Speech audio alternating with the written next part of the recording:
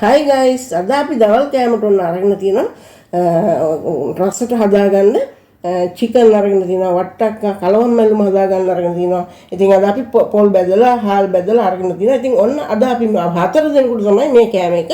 ඉතින් මම මෙතන අරගෙන තියෙනවා වට්ටක්ක ග්‍රෑම් 500ක්. ඒ වගේම කොළ අපිට එකතු කරගන්න පුළුවන් පස් జాතියක් වුණා. දෙප කොත්තමල්ලි කොළයි මේ කොළවල ගියන් මට මතක නෑ. ඒවත් හොඳට මේක හොඳයි හුඟක් අපිට සාමාන්‍යයෙන් යන්තම් රත් කරලා ඉස්සෝ වගේ ඒ වගේ ඕනම දෙයකට දාලා කන්නත් හොඳයි.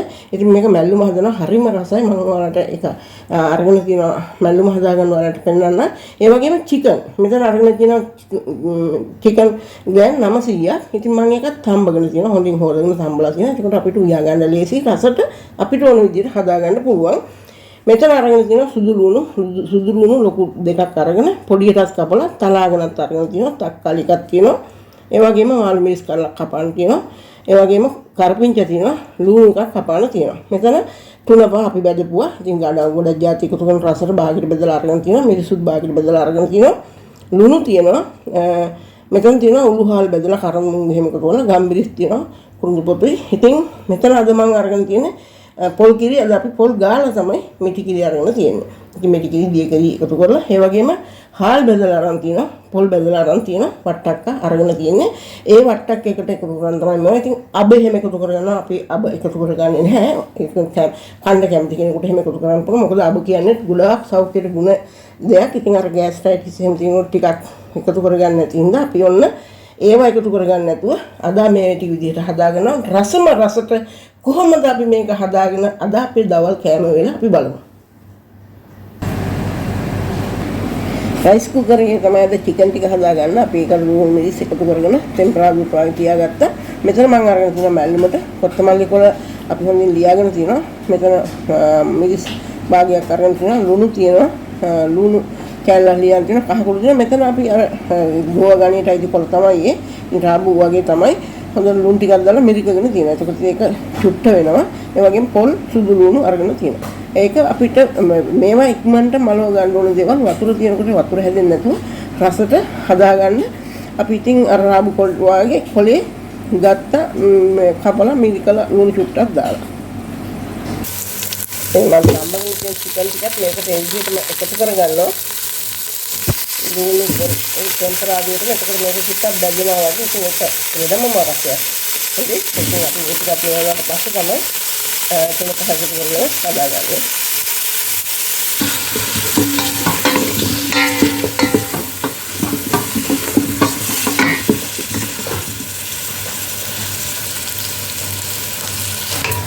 අපි විනාඩි මේක ඉක්මනට හොඳට රත් වේගෙන යනකොට බා ගන්න ඕනේ. ඒකට තමයි නැගිටින රස ගුණ දෙකම එකතු වෙන්නේ. ඒක මාළුත් බෙද ගන්න ගම තමයි ඔන්න ඉන්නේ.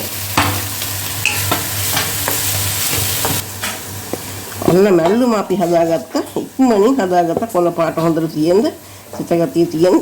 තෙල් පොඩ්ඩක් මම ඔලිව් ඔයිල් චුට්ටක් එකතු කරගත්තා. කැමති නම් එකතු කරගත්තා. ඒක තමයි මැල්ලුමේ රස ගුණ දෙකම හැදෙන්නේ. මැල්ලුම මලවගෙන අයින් කරගත්තා. ඒකට අපි මේ වට්ටක්ක ව්‍යංජනේ හදාගන්න හදන්නේ. ඉතින් මැල්ලුම හදාගත්තලාම අයින් කරගත්තාම ඒකේ කොළ පාට හැදලා ගන්න පුළුවන්. මේ ගුණේ රැකගෙන. ඉතින් අපි මේ වට්ටක්ක ව්‍යංජනේ තමයි මේ දැන් එකතු කරගන්නේ.